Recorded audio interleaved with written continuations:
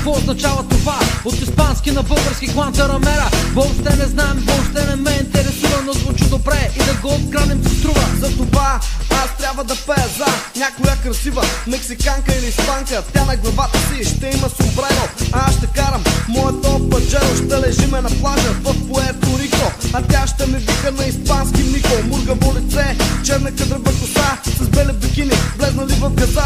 После е на бара, ще пиеме текила, докато видя, че се е напила. Ще я закарам в бунгалото ми и се сещаш какво ще направя, нали? Guantanamera, хвани ме за водомера. Guantanamera, хвани ме за водомера.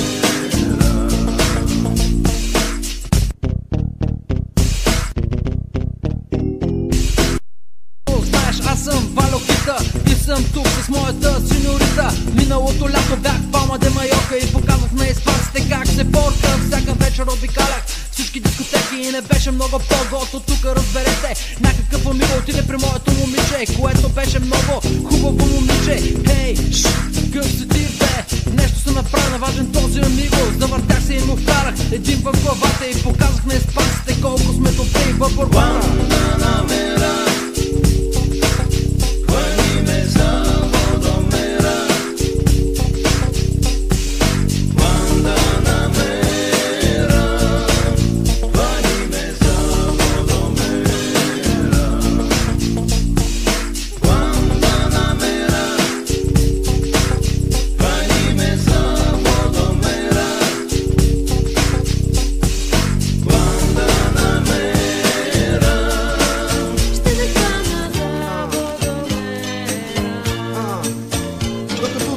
В Майорка аз бях в Кавана и се чудех коя яка птичка да хвана. Обаче хванах някаква тропическа треска и изкарах на легло цялата си почивка.